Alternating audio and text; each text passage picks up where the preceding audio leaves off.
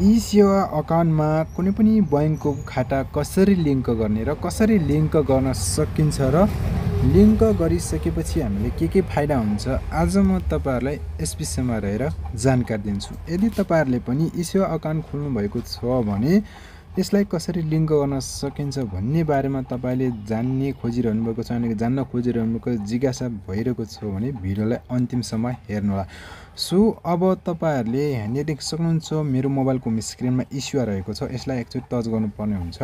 अब तपाईहरुले के जानिराख्नु पर्ने हुन्छ भने ई सेवा अकाउन्टमा किन चाहिँ बैंक अकाउन्ट लिङ्क गर्नुपर्छ त्यो तपाईलाई जानकारी दिनुपर्छ। यदि तपाईले ई सेवा अकाउन्ट खोल्नु भएको छ भने बैंक अकाउन्ट लिङ्क गर्नुभयो भने तपाईलाई धेरै फाइदा हुन्छ। जस्तो कि तपाईले ई सेवाबाट जुन अर्को बैंकमा यानी कि जब तपाईले लिङ्क गर्नुभएको छ त्यो बैंकमा तपाईले पैसा ट्रान्सफर गर्दाखेरि तपाईलाई 1 रुपैयाँ पनि लाग्दैन, चार्ज लाग्दैन है।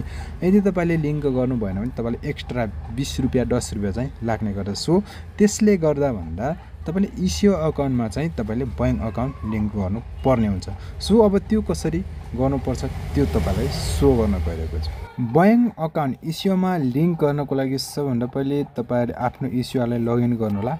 लगइन गरिसकेपछि राइट साइडमा देख्न सक्नुहुन्छ यो प्रोफाइल यहाँनिर यसलाई एकचोटि टच गर्नुहोला र मैले एकचोटि टच गरेँ र टच गरिसकेपछि यहाँनिर देख्न सक्नुहुन्छ मेरो मोबाइलको स्क्रिनमा यस्तो खालको पेज खुलेर आउनेछ। सो अब तपाईले यहाँनिर विभिन्न अप्सनहरु देख्न सक्नुहुन्छ। अब तपाईले एउटा अप्सनलाई चुन्नु पर्ने हुन्छ। बैंक अकाउन्ट भनेर चाहिँ बैंक हैन, बैंक यानी कि बैंक। तपाईहरुले यसलाई एकचोटि टच गर्नुपर्ने हुन्छ। मैले टच गरेँ र टच गरिसकेपछि यहाँनिर देख्न सक्नुहुन्छ दुईवटा option link account withdraw account भनेर लेखेको छ। हामीले यसैलाई नै सिलेक्ट गर्नुपर्ने हुन्छ। त्यसपछि अब तलपट्टि देख्न सक्नुहुन्छ नो बैंक अकाउन्ट लिङ्क भनेर लेखेको छ। बैंक अकाउन्ट लिङ्क यानी कि अब हामीले कुन चाहिँ बैंक लिङ्क गर्नुपर्ने हुन्छ त्यसको लागि यहाँनिर देख्न सक्नुहुन्छ यो लिङ्क बैंक अकाउन्ट भनेर लेखेको छ नि यसलाई टच गर्नुपर्ने हुन्छ। र टच गरिसकेपछि यहाँनिर विभिन्न बैंकहरु देख्न सक्नुहुन्छ। अब यसरी हामीले सर्च गरेर त साध्य छैन। अब तपाईले यहाँनिर डाइरेक्ट यहाँनिर देख्न सक्नुहुन्छ यो सर्च भनेर लेखेको छ नि यसमा टच गर्नु होला र टच गरिसकेपछि तपाईले कुन बैंकको खाता खोल्नु भएको छ है त्यो तपाईले यहाँनिर सम्झिनु पर्ने हुन्छ यानी कि सर्च गर्नुपर्ने हुन्छ। मैले यानी PAL नेपाल बैंक लिमिटेड यानी BAN बैंक लिमिटेड यहाँनिर आइसकेको छ। डाइरेक्ट यसलाई एकचोटि टच गर्नु होला।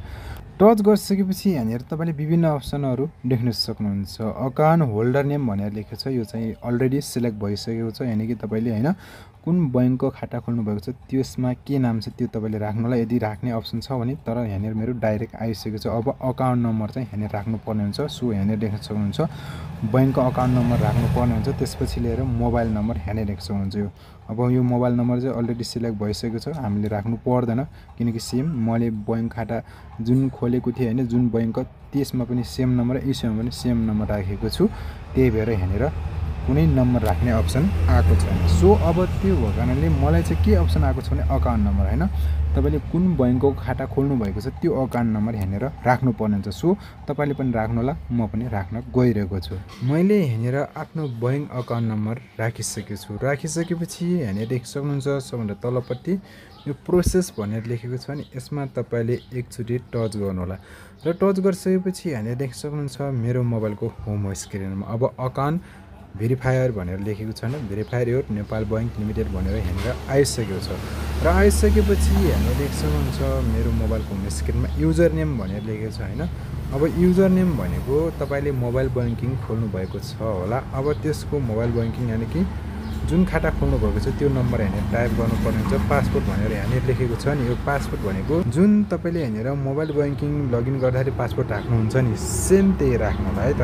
म यहाँनिर राख्न गइरहेको छु तपाईले पनि राख्नु होला।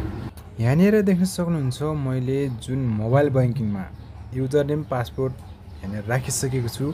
यो भनेको जुन नेपाल बैंकको मोबाइल बैंकिङमा जे पासवर्ड राखेको थिए जे यहाँनिर युजर नेम यानी कि लगइन गर्दाखेरि राख्नु पर्ने हुन्छ त्यही राखेको छु। यो ई सेवाको हैन है तपाईले जुन बैंक लिङ्क गर्न खोजिरहनु भएको छ त्यही बैंक यहाँनिर राख्नु पर्ने हुन्छ। यहाँनिर राखिसकेपछि अब तपाईले यहाँनिर देख्न सक्नुहुन्छ कन्टिन्यू भनेर लेखेको छ नि यसमा तपाईले एकचोटि टच गर्नुपर्ने हुन्छ।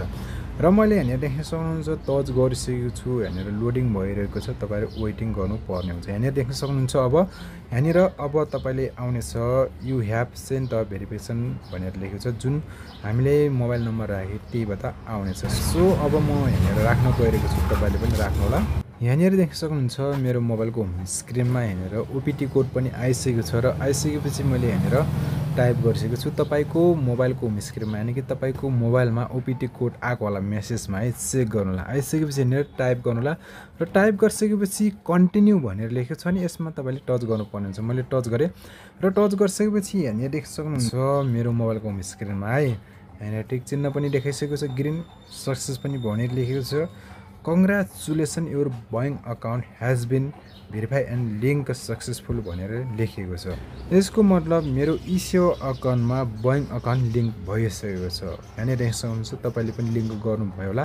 यो लिङ्क गरिसकेपछि मैले पहिले नै भनिसकेको थिएँ, फेरि पनि भनिरहेको छु, इसेवा अकाउन्टमा तपाईँले बैंक अकाउन्ट लिङ्क गर्नुभयो भने तपाईँले इसेवाबाट जुन बैंकमा पैसा पठाउँदा तपाईलाई चार्ज लाग्दैन। 10 रुपैयाँ 20 रुपैयाँ जति पनि लाग्छ त्यो 1 रुपैयाँ पनि चार्ज लाग्दैन है। मैले भनिसकेको जुन तपाईले बैंक लिङ्क गर्नुहुन्छ त्यो बैंकमा 1 रुपैयाँ पनि लाग्दैन। सो यही नै फाइदा हुन्छ। तपाईले आफ्नो इसेवा अकाउन्टमा बैंक अकाउन्ट लिङ्क गर्नुभएको छैन भने यसरी नै गर्नुहोला। तपाईलाई भिडियो हेर्दै गर्दा तपाईलाई कुनै कन्फ्युजन लागेमा कि प्रश्न भएमा यसै भिडियोको मेसेज बक्समा सोध्न सक्नुहुनेछ। म तपाईका साना जिज्ञासाहरूलाई इमिडिएटली रिप्लाई दिनेछु। यहाँनिर देख्न सक्नुहुन्छ अब यसमा तपाईले ओके गर्नुपर्ने हुन्छ। मैले ओके गरिदिएँ हैन। ओके गरिसकेपछि यहाँनिर देख्न सक्नुहुन्छ यो बैंक अकाउन्ट लिङ्क भइसकेको छ। सो म ब्याक गर्न गएको छु। ब्याक गरिसकेपछि यहाँनिर बैंक अकाउन्ट भनेर लेखेको छ नि, यसमा टच गर्नुपर्ने हुन्छ र टच गरिसकेपछि यहाँनिर देख्न सक्नुहुन्छ एउटा बैंक अकाउन्ट लिङ्क भइसकेको छ है। हो यसरी तपाईले सजिलैसँग लिङ्क गर्न सक्नुहुन्छ। भिडियो कस्तो लाग्छ? भिडियो मन परे यस भिडियोलाई साथीहरुमा शेयर र सब्स्क्राइब गर्न नभुल्नु होला। फेरि पनि यस्तै खालको भिडियोहरू लिएर आउने बाचाका साथ बिदा हुन्छु। Thanks for watching.